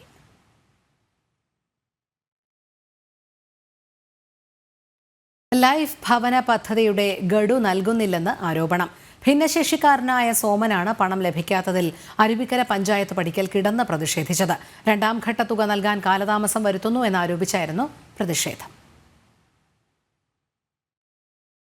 ലൈഫ് ഭവന പദ്ധതി പ്രകാരം നിർമ്മിക്കുന്ന വീടിന്റെ തുക നൽകുന്നില്ല എന്നാരോപിച്ച് ഭിന്നശേഷിക്കാരനായ വൃദ്ധന്റെ ഒറ്റയാൾ സമരമാണിത്. അരുവിക്കര പഞ്ചായത്തിന് മുന്നിൽ കിടന്നായിരുന്നു പ്രതിഷേധം. വെമ്പന്നൂർ കരിവിളാഞ്ചിവിള സ്വദേശിയും സോമന്റെ ഭാര്യയുമായ ശകുന്തളയ്ക്ക് ലൈഫ് ഭവന പദ്ധതി പ്രകാരം ലഭിച്ച വീടിന്റെ 2ാം ഘട്ട തുക നൽകുന്നതിലാണ് കാലതാമസം വരുന്നത്. ഇതാരോപിച്ചാണ് കൈക്ക് സ്വാധീനമില്ലാത്ത സോമൻ പഞ്ചായത്ത് പടിക്കൽ കിടന്ന് പ്രതിഷേധിച്ചത്. സ്വാധീനമില്ല, ഒരു കാലിന് സ്വാധീനമില്ല. 2 പെമ്മക്കളാണ്. ദാരിദ്ര്യം കൊണ്ട് നിവർത്തിയില്ല. ഉണ്ടായിരുന്ന ടാർപ്പ കെട്ടിയ വീട് പൊളിച്ചു. 15 മാസമായി. 2 വീട്ടിൽ വാടക കൊടുക്കണം, ഒരു വീട്ടിൽ വാടക കൊടുക്കണം. 2 കറണ്ട് ചാർജ്, 2 പൈപ്പിന്റെ വെള്ളം, ഇതൊന്നും കൊടുക്കാൻ പറ്റൂല. കൂലിവേലയിൽ നിവർത്തിയില്ല. പിന്നെ കൂലിവേല ഇല്ലേയും താരം. പഞ്ചായത്ത് സെക്രട്ടറിയെ കാണാൻ വേണ്ടി പഞ്ചായത്തിനായിരുന്നു പോലീസ് ഓഫീസർമാരെന്നോ പിടിച്ചെടുത്ത കാര്യത്തിൽ കൊണ്ടുവന്നു. കുറേ അകത്തിരുത്തിയിട്ട് വീണ്ടും എടുത്ത് വെളിയിൽ കൊണ്ട് കളഞ്ഞു. ഞാൻ മരിക്കുന്നേരം ഇവിടെ കിടക്കും. പഞ്ചായത്ത് സെക്രട്ടറി മെമ്പർ പ്രസിഡന്റ് വരാതെ ഞാൻ ഇവിടെ പോണ പരിപാടിയില്ല. ഇനി ലോകത്താരുമെന്ന് പറഞ്ഞാൽ. പ്രതിഷേധം ശക്തമായതോടെ പഞ്ചായത്ത് സെക്രട്ടറി അരുവിക്കര പോലീസിൽ വിവരമറിയിക്കുകയായിരുന്നു. പോലീസ് എത്തി സോമനെ സ്റ്റേഷനിലേക്ക് മാറ്റി. തുടർന്ന് വിട്ടയച്ചുവെങ്കിലും പോലീസ് സ്റ്റേഷന് മുന്നിലും പ്രതിഷേധിച്ചു. ഉണ്ടായിരുന്ന വീട് പൊളിച്ചാണ് പുതിയ വീട് നിർമ്മാണം തുടങ്ങിയതെന്നും എന്നാൽ കഴിഞ്ഞ 15 മാസമായി 2ാം ഘട്ട തുക നൽകിയില്ല എന്നും ആരോപിച്ചാണ് സോമൻ സമരം നടത്തിയത്. എന്നാൽ സോമന്റെ ഭാര്യയുടെ അക്കൗണ്ടിലേക്ക് 3 ദിവസത്തിനകം ഫണ്ട് എത്തുമെന്നായിരുന്നു അരുവിക്കര പഞ്ചായത്ത് പ്രസിഡന്റ് R കലയുടെ വിശദീകരണം. ഇന്നലെ തയ്യാറാക്കിയ ബില്ലിൽ 1,30,30,000 അങ്ങോട്ട് ട്രഷറി പോയിട്ടുണ്ട്. ഒരു 3-4 ദിവസത്തിനകം ട്രഷറിയിലെ ബില്ല് അതേ ഉടനെ തന്നെ അക്കൗണ്ടിലേക്ക് 1,30,000 ചെയ്യും. നമ്മുടെ ലൈഫ് മിഷന്റെ പൈസ എന്ന് പറഞ്ഞാൽ പഞ്ചായത്തല്ല, പഞ്ചായത്ത് മാത്രമല്ല അത് ചെയ്യുന്നത്. പഞ്ചായത്തും ജില്ലാ panchayat, block panchayat, state share, ഹെക്കോ ഹെക്കോ തുടങ്ങി 5ഓളം വിഭാഗങ്ങളിലായിട്ടാണ് അതിൻ്റെ പൈസ ചെല്ലുന്നത്. 154 പേർക്ക് നമ്മൾ ഇനിയും ക്യാഷ് കൊടുക്കാനുണ്ട്. ഒരു ഗഡു പോലും കൊടുക്കാത്തവരാണ്. അവരാരും തന്നെ ഒരു വിഷയമായിട്ട് ഇവിടെ വരുന്നുമില്ല. അവർക്കിനിയിപ്പോൾ മാർച്ചിലേ കൊടുക്കാനും പറ്റുള്ളൂ. അവരോടെല്ലാം നമ്മളിങ്ങനെ തന്നെയാണ് പറയുന്നത്. സർക്കാരിൻ്റെ കട്ടോ വായ്പോ വന്നാൽ മാത്രമേ നമുക്ക് തുക കൊടുക്കാൻ പറ്റുള്ളൂ എന്നുള്ളവരെ എല്ലാവരും അറിയിച്ചിട്ടുണ്ട്. അവരാരും വന്നിട്ടുമില്ല. നാട്ടുകാർ അനുനയ നീക്കം നടത്തി സംസാരിച്ചതിനെ തുടർന്ന് സോമൻ സമരം അവസാനിപ്പിച്ചു. ജനം, തിരുവനന്തപുരം. CPM മലപ്പുറം ജില്ലാ നേതൃത്വത്തിനെതിരെ ജില്ലാ സമ്മേളനത്തിൽ പ്രതിനിധികളുടെ രൂക്ഷ വിമർശനം. ജില്ലയിൽ CPMൽ യുവാക്കളും വനിതകളും കുറയുന്നുവെന്ന പ്രതിനിധികൾ, യുവാക്കളെ പാർട്ടിയിൽ പിടിച്ചു നിർത്താൻ നേതൃത്വത്തിന് കഴിയുന്നില്ലെന്നും രൂക്ഷ വിമർശനം. വനിതാ പ്രാതിനിധ്യം 25% ഉയർത്തണമെന്നതാണ് പൊതുചർച്ചയിൽ ഉയർന്ന മറ്റൊരാവശ്യം. മലപ്പുറം ജില്ലയിൽ CPMൽ യുവാക്കളുടെ എണ്ണം കാര്യമായി കുറയുന്നതിൽ കടുത്ത വിമർശനമാണ് ജില്ലാ സമ്മേളനത്തിൽ ഉയർന്നത്. യുവാക്കളെ പാർട്ടിയിലേക്ക് ആകർഷിക്കാൻ നേതൃത്വത്തിന് കഴിയുന്നില്ലെന്നാണ് പ്രധാന വിമർശനം. നിലവിലെ ജില്ലാ നേതൃത്വം ഇക്കാര്യത്തിൽ ഇടപെടൽ നടത്തുന്നില്ലെന്നും ആക്ഷേപമുണ്ട്. പാർട്ടി അംഗത്വത്തിൽ വനിതാ പ്രാതിനിധ്യത്തിലും സമാന അവസ്ഥയാണെന്നും സമ്മേളനത്തിൽ പങ്കെടുക്കുന്ന പ്രതിനിധികൾ ആരോപിക്കുന്നു. പുതിയ യുവത്വം, ആ യുവത്വത്തിന്റെ അഭിരുചിക്ക് അനുസരിച്ചുള്ള വൈവിധ്യമാർന്ന പ്രവർത്തനങ്ങൾ സംഘടിപ്പിച്ചുകൊണ്ട് യുവാക്കളെ പാർട്ടിയിലേക്ക് ആകർഷിക്കാൻ, യുവജന രംഗത്തേക്കും പാർട്ടിയിലേക്കും ആകർഷിക്കുക എന്നുള്ളതാണ് നമ്മുടെ ലക്ഷ്യം. അല്ല, ഇപ്പോൾ മുമ്പത്തെ പോലെ മുഴുവൻ സമയ പ്രവർത്തകന്മാർ യുവാക്കൾക്കിടയിൽ നിന്ന് വരുന്നത് കുറവാണ്. യുവാക്കളെ ആകർഷിക്കാൻ സമഗ്ര പരിപാടികൾ തയ്യാറാക്കണമെന്നാണ് പ്രധാന ആവശ്യം. കാലത്തിന് അനുസരിച്ച് പ്രവർത്തനത്തിൽ മാറ്റം വരുത്തണമെന്നും ആവശ്യം ഉയർന്നു. പ്രാദേശിക നേതാക്കൾക്കടക്കം പാർട്ടിയുടെ ആശയങ്ങളിൽ കൃത്യമായ ധാരണയില്ലാത്തത് പാർട്ടിയെ പ്രതിരോധത്തിലാക്കുന്നുവെന്നും വിലയിരുത്തൽ. ആശയ സമരം ശക്തിപ്പെടുത്തിയാൽ മാത്രമേ പരിഹാരമാകൂവെന്നാണ് നേതൃത്വത്തിന്റെ നിർദ്ദേശം. പാർട്ടി അംഗത്വത്തിൽ വനിതാ പ്രാതിനിധ്യം 16% മാത്രമാണ്. ഇത് 25%മെങ്കിലുമായി ഉയർത്താൻ കഴിയാത്തതിലും നേതൃത്വത്തിനെതിരെ വിമർശനം ഉയർന്നു. പുതിയ കാലത്തിന് അനുസരിച്ച് പാർട്ടിക്ക് മാറാൻ കഴിയുന്നില്ല എന്നതാണ് സമ്മേളനത്തിൽ ഉയരുന്ന പ്രധാന വിമർശനം. അതുകൊണ്ട് തന്നെ പാർട്ടിയിലേക്ക് കടന്നുവരുന്ന യുവാക്കളുടെ എണ്ണത്തിലും കുറവുണ്ടാകുന്നു. ക്യാമറമാൻ കൃഷ്ണകുമാറിനൊപ്പം ശിവദാസ് കൽമനം, ജനം, മലപ്പുറം. മുന്നണി മാറ്റ ചർച്ചകൾക്കിടയിൽ കേരള കോൺഗ്രസ് മാണി ഗ്രൂപ്പിൽ ആഭ്യന്തര കലഹം രൂക്ഷമാകുന്നതായി സൂചന. LDFിലെ അവഗണനയും വന നിയമവും ചൂണ്ടിക്കാട്ടി മുന്നണി വിടാൻ ഒരുങ്ങുമ്പോൾ തീരുമാനമെടുക്കാനാവാതെ പ്രതിസന്ധിയിലായി പാർട്ടി നേതൃത്വം. UDFിൽ തിരിച്ചെത്തിയാൽ പഴയ സ്വീകാര്യത ലഭിക്കുമോ എന്ന കാര്യത്തിലും നേതാക്കൾ ആശങ്ക തുടരുകയാണ്. കേരള കോൺഗ്രസ് മാണി ഗ്രൂപ്പിനായി വാതായനം തുറന്നിട്ട് UDF കാത്തിരിക്കാൻ തുടങ്ങിയിട്ട് നാളുകളായെങ്കിലും തീരുമാനമെടുക്കാൻ കഴിയാത്ത സ്ഥിതിയിലാണ് പാർട്ടി നേതൃത്വം. പാർട്ടിക്കുള്ളിലെ ആഭ്യന്തര കലഹമാണ് തീരുമാനമെടുക്കുന്നതിന് വിലങ്ങുതടിയായി നിൽക്കുന്നത്. കടുത്ത അവഗണനയാണ് LDFിൽ നിന്ന് മാണി ഗ്രൂപ്പ് നേരിടുന്നത്. UDFിനൊപ്പം ഉണ്ടായിരുന്നത് പോലെയുള്ള പരിഗണന LDFിൽ നിന്ന് ലഭിക്കുന്നില്ല എന്നും ഒരു വിഭാഗം നേതാക്കൾക്ക് അഭിപ്രായമുണ്ട്. തെരഞ്ഞെടുപ്പുകളിൽ UDFിൽ നിന്ന് വിലപേശിയതുപോലെയുള്ള വിലപേശൽ LDFിൽ സാധിക്കില്ലെന്നും നേതാക്കൾ വിലയിരുത്തുന്നു. ഒപ്പം പ്രകടന പത്രികയിലെ പല വാഗ്ദാനങ്ങളും പാലിക്കപ്പെടാൻ കഴിഞ്ഞിട്ടില്ല. അതിനിടയിൽ അവഗണന കൂടിയായതോടെ മുന്നണി വിടണമെന്ന ആവശ്യം ശക്തമായി ഉയരുകയാണ്. മുന്നണി മാറ്റത്തിന് അനുകൂല സമയം ഇതാണെന്നും വൈകാതെ വേണമെന്നും ഒരു വിഭാഗം നേതാക്കൾ വാദിക്കുന്നു. എന്നാൽ പാർട്ടിയിലെ മറ്റൊരു വിഭാഗം MLAമാർ ഇതിന് എതിരാണ്. ഇതോടെയാണ് പാർട്ടിക്കുള്ളിലെ തമ്മിൽപ്പോരും മറനീക്കി പുറത്തു വരുന്നത്. ഈ സാഹചര്യത്തിൽ എന്തു തീരുമാനം സ്വീകരിക്കണമെന്നടക്കമുള്ള കാര്യത്തിൽ പാർട്ടി നേതൃത്വത്തിൽ ആശങ്ക തുടരുകയാണ്. മുനമ്പം വിഷയത്തിലും വനനിയമത്തിലും നിലപാട് സ്വീകരിക്കാൻ കഴിയാതായതോടെ പാർട്ടിയിലെ പ്രധാന വോട്ട് ബാങ്കായ കത്തോലിക്ക സഭയും എതിരായി. സഭാ നേതൃത്വം ജോസ് കെ മാണിയെയും മന്ത്രി റോഷി അഗസ്റ്റിനെയും നേരിട്ടാണ് എതിർപ്പറിയിച്ചത്. തുടർന്ന് ജോസ് കെ മാണി മുഖ്യമന്ത്രിയുമായി നേരിട്ട് കൂടിക്കാഴ്ച നടത്തിയെങ്കിലും അനുകൂല തീരുമാനമുണ്ടായില്ല. സഭ പ്രക്ഷോഭത്തിലേക്ക് പോയാൽ അണികളും അതിനൊപ്പം ചേരും. ഇതോടെ പാർട്ടി കൂടുതൽ പ്രതിസന്ധിയിലേക്ക് എത്തും. ഇത് എങ്ങനെ മറികടക്കണമെന്നതടക്കമുള്ള കാര്യത്തിൽ ആശങ്ക തുടരുകയാണ്. അതിനിടയിൽ മുന്നണി മാറ്റവുമായി ബന്ധപ്പെട്ട കോൺഗ്രസ് UDF നേതാക്കളുമായി കേരള കോൺഗ്രസ് ചർച്ച നടത്തുന്നതായ വിവരവുമുണ്ട്. LDF വിട്ട് UDFിൽ എത്തിയാൽ പഴയ സ്വീകാര്യത ലഭിക്കുമോ എന്നതാണ് ഒരു വിഭാഗത്തിന്റെ ആശങ്ക. ഇത് പരിഹരിച്ചുകൊണ്ട് മുന്നണി മാറ്റത്തിലേക്ക് കേരള കോൺഗ്രസ് കടന്നാൽ പാർട്ടിയിലെ തന്നെ ഒരു വിഭാഗം എതിർക്കാനും സാധ്യതയുണ്ട്. ഈ സാഹചര്യത്തിൽ പാർട്ടി പിളർപ്പിലേക്ക് പോകാനുള്ള സാധ്യതയും തള്ളിക്കളയാനാകില്ല. ജനം, തിരുവനന്തപുരം.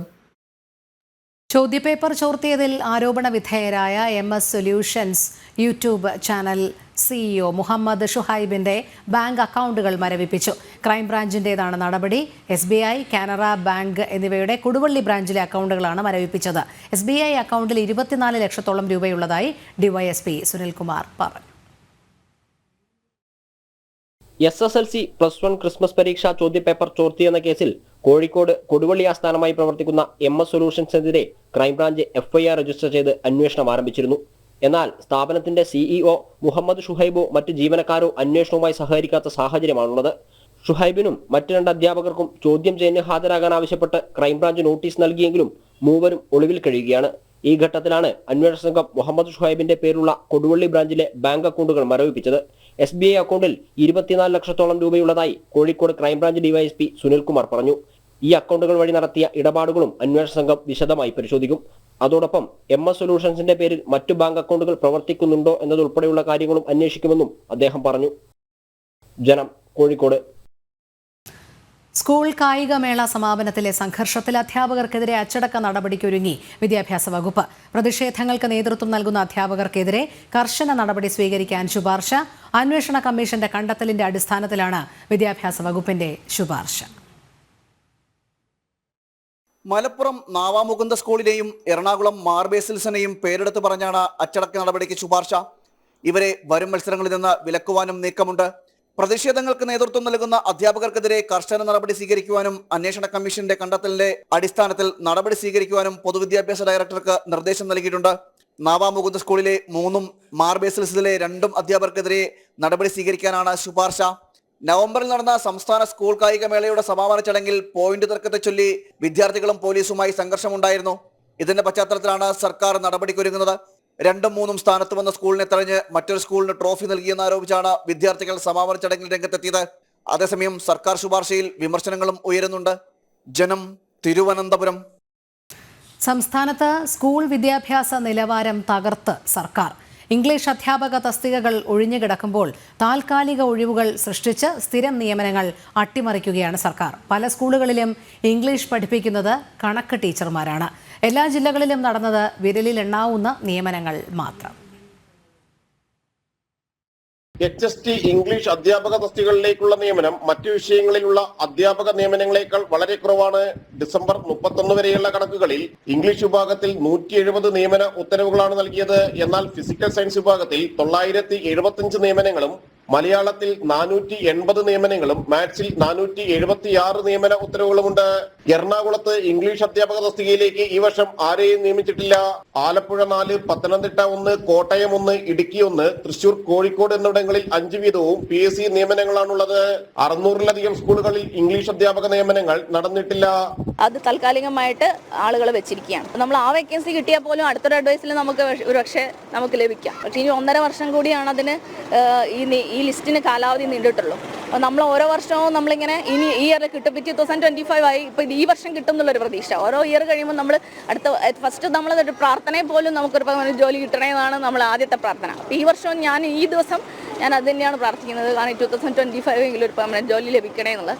ആ ഒരു HST ആയിട്ടാണ് ഞാനിപ്പോൾ വർക്ക് ചെയ്യുന്നത്. സംസ്ഥാനത്തെ സർക്കാർ സ്കൂളുകളിലെ വിദ്യാഭ്യാസ നിലവാരം ഇത്തരത്തിൽ പൂർണ്ണമായും തകർക്കുകയാണ് സർക്കാർ. പരമാവധി പേർക്ക് ജോലി കൊടുക്കാതിരിക്കുകയും തസ്തികകൾ വെട്ടിക്കുറയ്ക്കുകയുമാണ് സർക്കാർ നയമെന്ന് ഒഴിവുകളിൽ നിയമനങ്ങൾ നടത്താത്തതിനെതിരെ ഇംഗ്ലീഷ് അധ്യാപകർ നടത്തിയ സമരത്തിൽ മുഖ്യപ്രഭാഷണം നടത്തിയ രാഷ്ട്രീയ നിരീക്ഷകൻ അഡ്വക്കേറ്റ് A. ജയശങ്കർ വിമർശിച്ചു. കോടതി ഉത്തരവുകൾ പാലിക്കാതിരിക്കാനായിട്ട് സർക്കാരിന് പല രീതിയിലുള്ള സൗകര്യങ്ങളും ഉണ്ട്. അത് ഈ ഉദ്യോഗാർത്ഥികൾ ശരിയായ രീതിയിൽ മനസ്സിലാക്കിയിട്ടുണ്ടെന്ന് എനിക്കറിയില്ല. കോടതി ഉത്തരവുണ്ട്, കോടതി അലക്ഷ്യ കേസ് പരിഗണനയിലുണ്ട് എന്നുള്ളതിന്റെ മാത്രം അടിസ്ഥാനത്തിൽ ഇവർക്ക് നിയമനം കിട്ടും നമുക്ക് പറയാൻ പറ്റില്ല.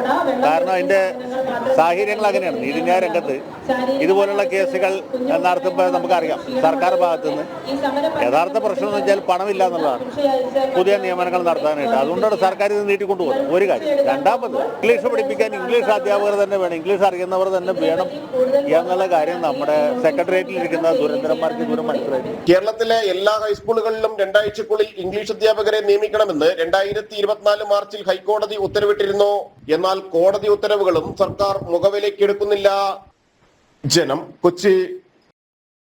പ്രായം അറിവിനും വിദ്യാഭ്യാസത്തിനും തടസ്സമല്ലെന്ന് തെളിയിച്ച് ഒരു വീട്ടമ്മയെ പരിചയപ്പെടാം.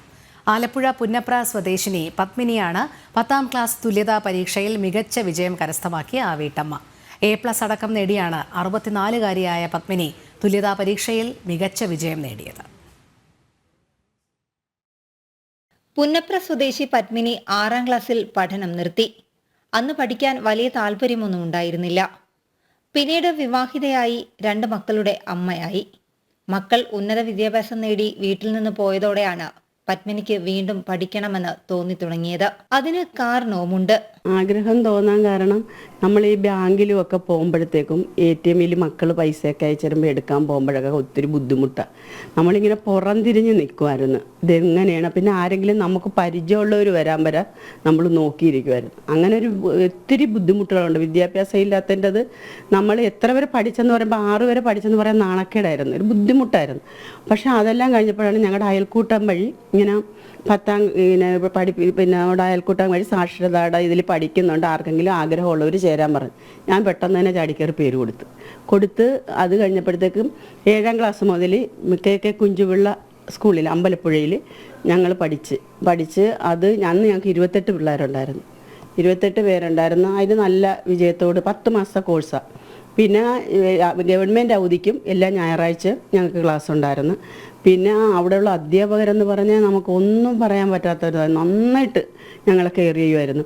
കൊച്ചു പിള്ളേർ മനസ്സിലായാലും പിള്ളേർക്ക് പറഞ്ഞു തരുന്ന അതേ രീതിയിലൊക്കെ ഞങ്ങൾക്ക് പറഞ്ഞൊക്കെ തരുമായിരുന്നു. 63ാം വയസ്സിലാണ് അമ്പലപ്പുഴ KK കുഞ്ചുപിള്ള സ്കൂളിൽ 7ാം തരം തുല്യതാ പഠനത്തിന് ചേർന്നത്. 10 മാസം നീണ്ടുനിന്ന പഠനത്തിൽ മികച്ച വിജയം നേടി. തുടർന്ന് കഴിഞ്ഞ ഒക്ടോബറിലാണ് 10ാം തരം തുല്യതാ പരീക്ഷ എഴുതിയത്. 76 പേരെഴുതിയ തുല്യതാ പരീക്ഷയിൽ പത്മിനിയായിരുന്നു ഏറ്റവും പ്രായം കൂടിയ പഠിതാവ്. 3 വിഷയങ്ങൾക്ക് A+ഉം മറ്റു വിഷയങ്ങൾക്ക് A, B+ എന്നിവയും ലഭിച്ചു. നമ്മൾ ഒരിക്കലും പുറകോട്ട് മാറരുത്, നമ്മൾ തളരരുത്. നമ്മൾ പഠിക്കാൻ പറ്റില്ല എന്നും പറഞ്ഞുള്ള വിഷമം നമുക്ക് ഇങ്ങനെ ഒരു അവസരം കിട്ടിയപ്പം നമ്മൾ അത് നന്നായി പ്രയോഗിക്കുക, പഠിക്കാൻ പോവുക. പഠിച്ച് നമ്മൾ ചെന്ന് ഒരു 3, 4, 5 ക്ലാസ് വരെ നമുക്കൊരു ടെൻഷൻ വരത്തുള്ളൂ. അത് കഴിഞ്ഞ് നമ്മൾ ഹാപ്പിയായി. ഭർത്താവ് ദേവാനന്ദനും 2 പെൺമക്കളും കൊച്ചുമക്കളുമാണ് ഈ പ്രായത്തിലും പഠിക്കാനും മികച്ച വിജയം നേടാനുമുള്ള തന്റെ പരിശ്രമത്തിന് പ്രോത്സാഹനമെന്ന് പത്മിനി പറയുന്നു. 10ാം തരത്തിലെ മികച്ച വിജയത്തിനു ശേഷം +2 ചേരാനൊരുങ്ങുകയാണ് ഈ 64-കാരി. ജനം, ആലപ്പുഴ. കൊല്ലം കുണ്ടറയിൽ അമ്മയെയും മുത്തച്ഛനെയും ക്രൂരമായി കൊലപ്പെടുത്തിയ ശേഷം ഒളിവിൽ പോയ പ്രതിയെ പോലീസ് പിടികൂടി നാട്ടിലെത്തിച്ചു. പടപ്പക്കര സ്വദേശി അഖിലിനെയാണ് കുണ്ടറ പോലീസ് ശ്രീനഗറിലെത്തി പിടികൂടിയത്. 4.5 മാസമായി പ്രതി ഒളിവിൽ കഴിഞ്ഞു വരികയായിരുന്നു.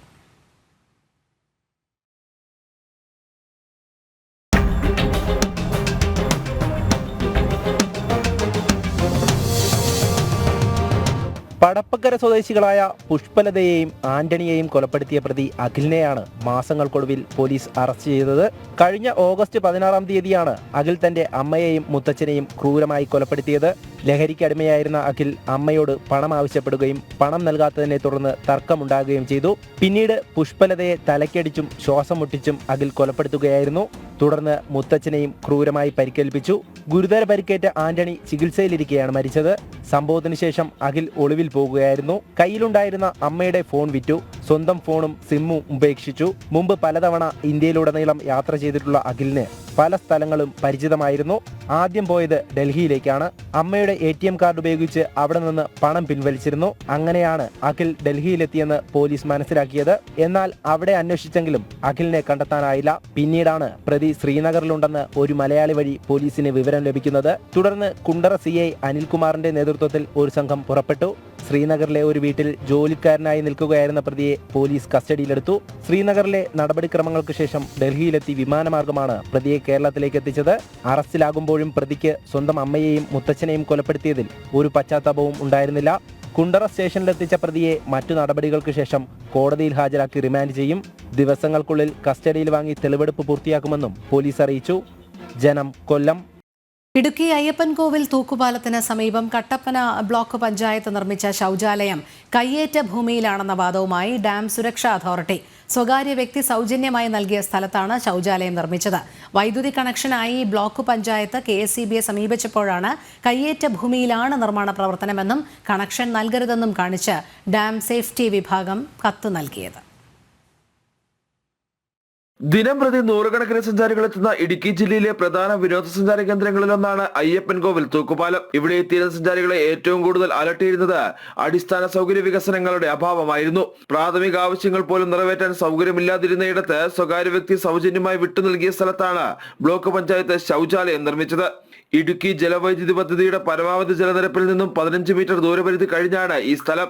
കളക്ടർ, ഭൂപതിവ് തഹസിൽദാർ, ഡാം സേഫ്റ്റി വിഭാഗം ഉദ്യോഗസ്ഥർ എന്നിവരുടെ സംയുക്ത പരിശോധനയ്ക്ക് ശേഷം ലഭിച്ച അനുമതിക്ക് പിന്നാലെയാണ് നിർമ്മാണ പ്രവർത്തനങ്ങൾ ആരംഭിച്ചത്.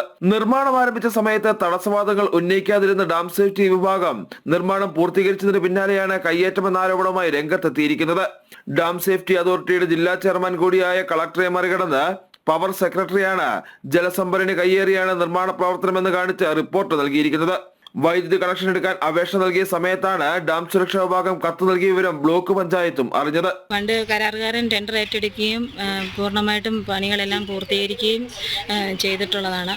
അതിനുശേഷം നമ്മൾ ഇലക്ട്രിഫിക്കേഷനും വാട്ടർ കണക്ഷനുമുള്ള പദ്ധതികൾക്കായി നീങ്ങിയ സമയത്താണ് KCB ആയിട്ട് ബന്ധപ്പെട്ടപ്പോൾ ഡാം സേഫ്റ്റി അതോറിറ്റി KCBയോട് നിർദ്ദേശിച്ചിട്ടുണ്ട് നമുക്ക് കറണ്ട് കണക്ഷൻ നൽകരുത് എന്നുള്ള രീതിയിൽ. നമ്മൾ സ്ഥലം കയ്യേറിയെന്നാണ് അവർ അവകാശപ്പെടുന്നത്. ഡാം സുരക്ഷാ അതോറിറ്റിയുടെ നടപടി മൂലം പൊതുഖജനാവിൽ നിന്നും ചെലവഴിച്ച 30 ലക്ഷം രൂപ പാഴാകുന്ന സ്ഥിതിയാണിപ്പോൾ. വിവരം ബ്ലോക്ക് പഞ്ചായത്ത് കളക്ടറെ അറിയിച്ചിട്ടുണ്ട്. ഡാം സേഫ്റ്റി അതോറിറ്റിയുടെ റിപ്പോർട്ട് പവർ സെക്രട്ടറിയുടെ മുന്നിലെത്തിയതിനാൽ മന്ത്രിതലത്തിൽ നിന്ന് ഇടപെടലുണ്ടായെങ്കിൽ മാത്രമേ പ്രശ്നത്തിന് പരിഹാരം കാണാൻ കഴിയൂ. ജനം, ഇടുക്കി. തിരുവനന്തപുരം പാറശാലയിൽ വീട് പൂർണ്ണമായും കത്തിനശിച്ചു. കുന്നത്തുകാൽ സ്വദേശികളായ ദമ്പതികളുടെ വീടാണ് കത്തിനശിച്ചത്. വീട്ടുകാർ ഇല്ലാതിരുന്ന സമയത്തായിരുന്നു അപകടം. നാട്ടുകാർ അറിയിച്ചതിനെ തുടർന്ന് ഫയർഫോഴ്സ് എത്തി തീയണച്ചു. അപകടത്തിൽ ആർക്കും പരിക്കില്ല. പാറശാല കുന്നത്തുകാലിൽ വത്സലൻ, മേരി ദമ്പതികളുടെ ഓലമേഞ്ഞ വീടാണ് അഗ്നിക്കിരയായത്. വീട് പൂർണ്ണമായും കത്തിനശിച്ചു. വീട്ടുകാർ ആരുമില്ലാത്ത സമയത്തായിരുന്നു അപകടം നടന്നത്. തീ ആളിപ്പടരുന്നത് ശ്രദ്ധയിൽപ്പെട്ട അയൽവാസികൾ ഫയർഫോഴ്സിനെ വിവരമറിയിക്കുകയായിരുന്നു. 6:10 മണിക്കാണ് മെസ്സേജ് കിട്ടുന്നത്. ഞങ്ങൾ പാറശാല ഫയർ സ്റ്റേഷനിൽ നിന്ന് 2 യൂണിറ്റ് ഉടനെ തന്നെ സ്ഥലത്തെത്തുകയും ഞങ്ങൾ വരുമ്പോൾ തീ ആളിപ്പടരുകയാണ്. കാരണം ഓലമേഞ്ഞ, പൂർണ്ണമായിട്ടും മേൽക്കൂര ഓലമേഞ്ഞതും അകത്ത് മുഴുവനും വിറക്, തൊണ്ട്, തുണി, വേസ്റ്റ് മുഴുവനും ഡംപ് ചെയ്യുന്ന ഒരു വീടായിരുന്നു. അവിടെ ഒരറ്റത്ത് ഏതോ ഒരു തീപിടുത്തത്തിന് കാരണം നമുക്ക് വ്യക്തമല്ല. ഞങ്ങൾ എത്തുമ്പോൾ വീട് മുഴുവൻ ആളിപ്പടരുന്ന സ്ഥിതിയിലായിരുന്നു. ഞങ്ങൾ ഏകദേശം അരമണിക്കൂർ സമയം 2 വാഹനത്തിൽ നിന്നും വെള്ളം പമ്പ് ചെയ്ത് തീ പൂർണ്ണമായിട്ട് നിയന്ത്രിക്കുകയും ഞങ്ങളുടെ സഹായത്തിന് വേണ്ടിയിട്ട് നെയ്യാറ്റിൻകര ഫയർ സ്റ്റേഷനിൽ നിന്നും ഒരു വാഹനവും സേനാംഗങ്ങളെയും വിളിച്ചു വരുത്തുകയും ചെയ്തു. ഇപ്പോൾ തീ പൂർണ്ണമായും നിയന്ത്രണ വിധേയമാണ്. പാറശാലയിൽ നിന്നും 2 യൂണിറ്റും നെയ്യാറ്റിൻകരയിൽ നിന്നും 1 യൂണിറ്റും എത്തിയാണ് തീയണച്ചത്. വീട്ടിൽ ആരുമില്ലാതിരുന്നത് ആളപായം ഒഴിവാക്കി. വൈദ്യുതി ബന്ധവും ഗ്യാസും ഇല്ലാത്ത വീട്ടിൽ തീ പടർന്നത് എങ്ങനെയെന്ന ആശങ്കയിലാണ് വീട്ടുകാർ. സംഭവത്തിൽ വീട്ടുകാരുടെ പരാതിയുടെ അടിസ്ഥാനത്തിൽ വെള്ളറട പോലീസ് കേസെടുത്തു. ജനം, തിരുവനന്തപുരം. ഓട്ടോയിൽ നിന്ന് വീണ് ചികിത്സയിലായിരുന്ന യുവതി മരിച്ചു. ഇടുക്കി നെടുങ്കണ്ടം സ്വദേശി സുൽഫിത്ത് നിജാസ് ആണ് മരിച്ചത്. ശാരീരിക അസ്വാസ്ഥ്യത്തെ തുടർന്ന് ഇവരെ ആശുപത്രിയിലേക്ക് കൊണ്ടുപോകുന്നതിനിടെയായിരുന്നു അപകടം സംഭവിച്ചത്.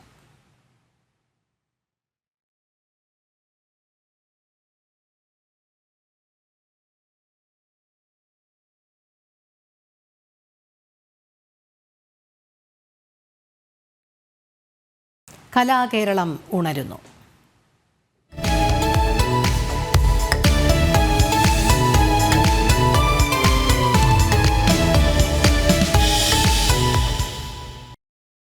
സംസ്ഥാന സ്കൂൾ കലോത്സവത്തിന്റെ വേദിയാകാൻ തിരുവനന്തപുരം ഒരുങ്ങിക്കഴിഞ്ഞു. കലോത്സവത്തിന് കൊടിയേറാൻ 2 ദിവസം മാത്രം ബാക്കി നിൽക്കെ ഒരുക്കങ്ങൾ തീർക്കാനുള്ള അവസാനവട്ട തിരക്കിലാണ് സംഘാടകരും. നാളെ രാവിലെ 9 മണിക്ക് തട്ടത്തുമല സ്കൂളിൽ സ്വർണ്ണക്കപ്പിന് സ്വീകരണം നൽകും. 63ാമത് സംസ്ഥാന സ്കൂൾ കലോത്സവത്തിന് വേദിയാകാൻ തിരുവനന്തപുരം ഒരുങ്ങിക്കഴിഞ്ഞു. കലോത്സവത്തിന് തുടക്കം കുറിക്കാൻ 2 ദിവസം മാത്രം ബാക്കി നിൽക്കെ പ്രധാനപ്പെട്ട ഒരുക്കങ്ങളെല്ലാം പൂർത്തിയാക്കി കഴിഞ്ഞു. കലോത്സവങ്ങളുടെ വിജയികൾക്ക് നൽകുന്ന സ്വർണ്ണക്കപ്പ് നാളെ ജില്ലയിൽ പ്രവേശിക്കും. തട്ടത്തിൽമല സ്കൂളിൽ വെച്ച് ആഘോഷങ്ങളോടുകൂടി കപ്പ് തിരുവനന്തപുരം സെൻട്രൽ സ്റ്റേഡിയത്തിലെത്തിക്കും. 70,000 സ്ക്വയർ ഫീറ്റിലാണ് പന്തലൊരുങ്ങുന്നതെന്ന് വിദ്യാഭ്യാസ മന്ത്രി നേരത്തെ അറിയിച്ചിരുന്നു. 15,000 ഇരിപ്പിടങ്ങൾ ഒരുക്കും. 5,000 പേർക്ക് നിന്നുകൊണ്ട് മത്സരം കാണാനുള്ള സൗകര്യവും ഒരുക്കിയിട്ടുണ്ട്. 25 വേദികളിലായി 249 ഇനം മത്സരങ്ങളാണ് നടക്കുന്നത്. പ്രധാന വേദിയിൽ 30 ഗ്രീൻ റൂമുകളും സമീപത്തായ 40 ശുചിമുറികളും ഉണ്ടാകും. തലസ്ഥാന നഗരിയിൽ ഒരുങ്ങുന്ന സംസ്ഥാന സ്കൂൾ കലോത്സവത്തിലുള്ള കാത്തിരിപ്പിലാണ് ജില്ലയിലെ കലാ ആസ്വാദകർ. ജനം, തിരുവനന്തപുരം.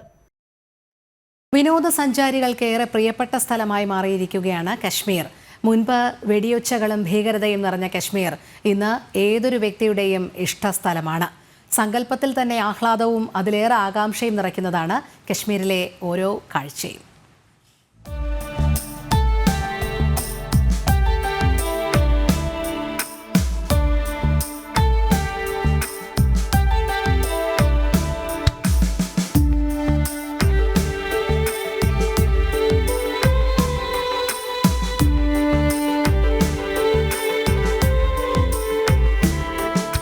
ഒരിക്കലെങ്കിലും കശ്മീർ സന്ദർശിക്കാൻ ആഗ്രഹിക്കാത്തവരായി ആരുമുണ്ടാകില്ല. ഇന്ന് കശ്മീർ സന്ദർശിക്കുന്നവരുടെ എണ്ണവും വർദ്ധിച്ചു വരികയാണ്. കശ്മീർ എന്ന് കേൾക്കുമ്പോൾ തന്നെ ഏതൊരു വ്യക്തിയുടെയും മനസ്സിൽ ആദ്യം എത്തുന്ന ചിത്രം മഞ്ഞു മൂടിയ മലനിരകളും പാതകളും അവയ്ക്കിടയിൽ ഇടതൂർന്നു നിൽക്കുന്ന മരങ്ങളുമാണ്.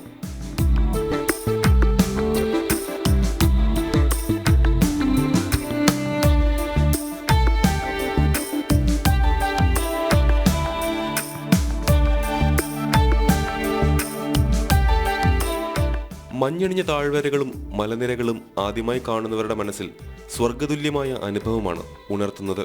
മഞ്ഞിൽ കളിച്ചും മഞ്ഞിൽ കിടന്നും അവർ ആ നിമിഷം ആസ്വദിക്കുന്നു. ആ മനോഹര ദൃശ്യങ്ങൾ ക്യാമറയിൽ പകർത്തുന്നവർ വേറെയും.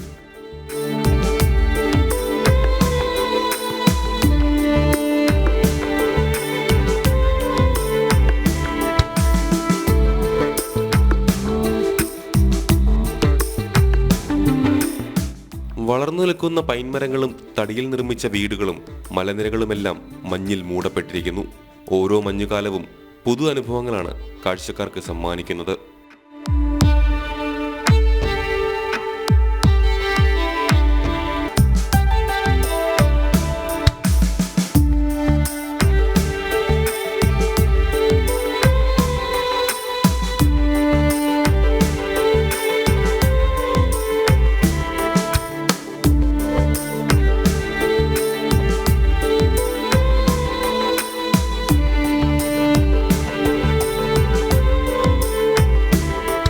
ന്യൂസ് ഡെസ്ക് ജനം.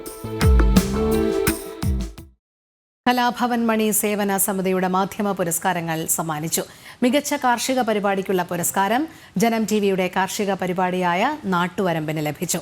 അവാർഡ് സംവിധായകൻ ദീപു കല്ലിയൂർ ഏറ്റുവാങ്ങി. മികച്ച ന്യൂസ് റിപ്പോർട്ടർക്കുള്ള പുരസ്കാരം ജനം ടിവി സ്റ്റാഫ് റിപ്പോർട്ടർ രശ്മി കാർത്തികയ്ക്കാണ് ലഭിച്ചത്. OS അംബിക MLA അവാർഡുകൾ വിതരണം ചെയ്തു.